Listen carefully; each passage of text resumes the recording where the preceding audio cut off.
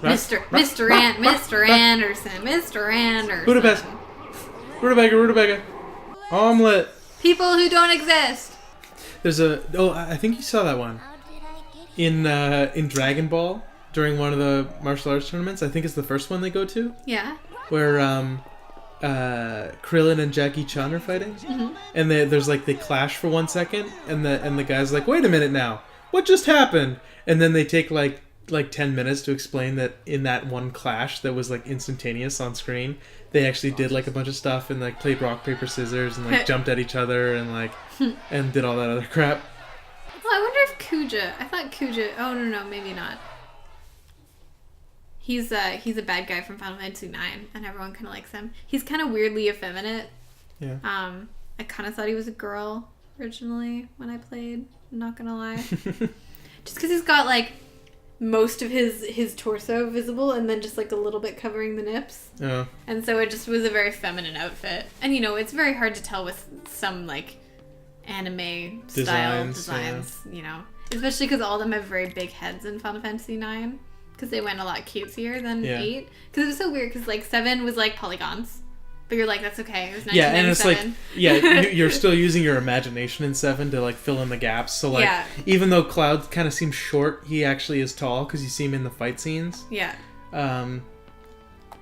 Everyone's kind of stubby in 7 when they're in polygon form. And then 8, they're way too tall. They're, very long and skinny. Yeah, long legs.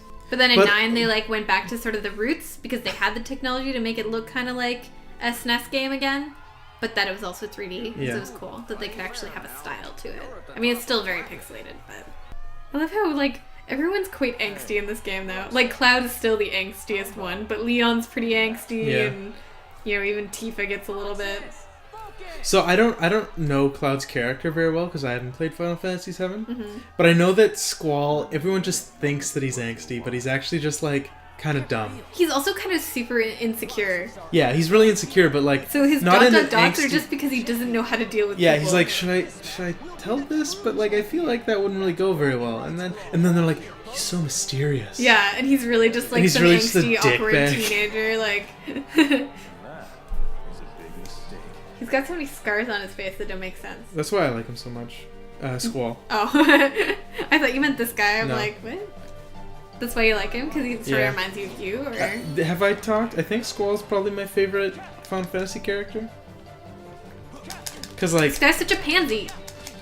The ones I've played the most are 1 and 2, right? Because I've actually beaten 1 and 2. I've never played 6-3. But I would like to, because it seems like it was totally up my actual gameplay alley. Pick up some of these goddamn orbs, holy crap.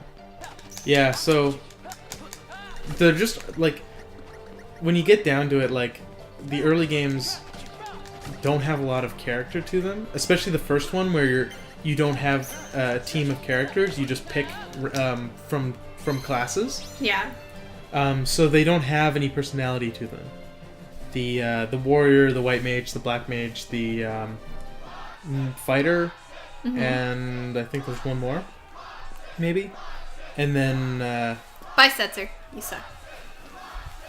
And then they become the knight, the I don't know, maybe it's a priestess, and then there's the red mage, the ninja. I think he'd let him win. Because he was very easy. Yeah, he was pretty easy. There's various upgrades, anyways. But all the story in the first one comes out of just the fact that you just have to get the crystals. And the villain is kind of memorable. Oh, okay. Yeah. Garland, I think. Oh, really? Garland shows up in 8 or 9? Yeah. Oh, that's so cool. He's like a knight, right? He's the same guy, yeah. He's just he uses knights of the round. With does he kind of have a horned helmet? Yeah, and he wears a long cape. It's the same character. Yeah. I didn't know that. That's super cool, though. Yeah, and he's the boss of the game who turns into chaos, I believe, if I'm remembering correctly. And then in the second one, they finally had characters. So you have Furion and the girl's name is Minerva or some shit. And then Guy. Do you notice how everything kind of has a weird drop shadow on it? Yeah. kind of annoying. That's something that they did actually around that time period as a way to give dimension, separate things. Yeah. Because sometimes the graphics would not do it for them. It's just so weird because it's HD now. Yeah, it could be a relic from the original version. Yeah, like as it moves, you can see the drop shadow for sure. But I don't know if it's supposed to just look dreamlike. Maybe the rest of the game doesn't look like this. That's possible as well. But I have noticed that kind of thing in other games.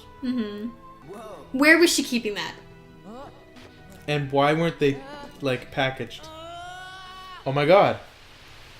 Well, that was a pretty short game. It was like 2 hours. So, well, I told you it was just a very long tutorial. Yeah. That's exactly what I told you. So, I mean...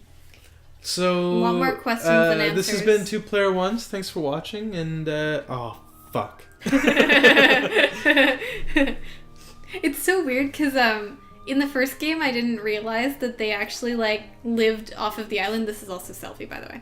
Oh. Okay. They lived off the island is just where they hung out, and then they like lived on another bigger island. So this is where they go to school and stuff. So, but it was weird because I was like, she goes to school. Like I sort of thought she was just kind of a vagrant.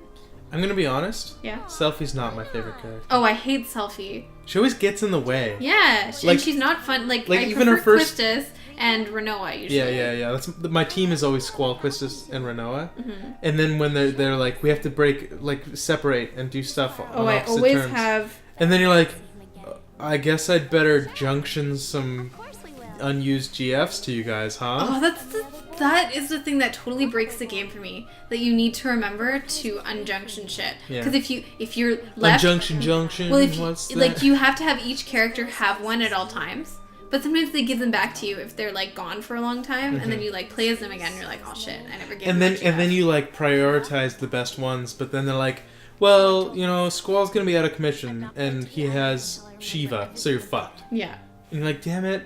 And then if you don't get enough of them, you're screwed. Yeah. Like even though they're all super hidden, and like the one that you're probably gonna find is Brothers, right? Like, yeah, and that one's a lot of work, honestly. Like I didn't know that you could just go in. I always thought you had to go around anyways. I didn't realize that you could get it like 2 screens in, the code or whatever, like the thing on the sword. Yeah. Because it's like a massive maze type. Yeah. And when I cheated, I just like had a ton of money, so I just paid for everything. Oh, I see. Who are you? Yeah, when I cheated, I just gave myself every GF.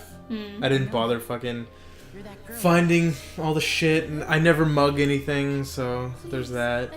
It just adds so much time to have to mug, and then if you die and you have to start again, and if you forget to mug because you already did it in the last time, you're just screwed. Yeah. Thanks a lot, moron. Sokka? Soka? Ugh. The Abra.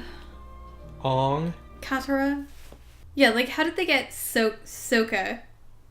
His name's Sokka, right? Yeah. Normally. And they call him Sokka, and they call Aang Ong, and then they call Katara. It's like, well, 1 out of 3 is not good. And it's like, oh, I'm gonna pronounce them the way the source material was. And it's like, no. The source material is the animated show. No, yeah, he said the way that they're traditionally. But you should only go as far as the animated show. Yeah, I think the thing is that it was arrogant to assume that the creators of the show didn't know what they were talking about. They absolutely did too. Yeah. Like They deliberately a cool chose anime mixture. The more modern way of saying Avatar rather than Avatar. Well, it doesn't even sound right. I don't know. It's like how I say boggle. Like it doesn't sound good. Boggle? Yeah, I say boggle instead of bagel. Oh, as a joke.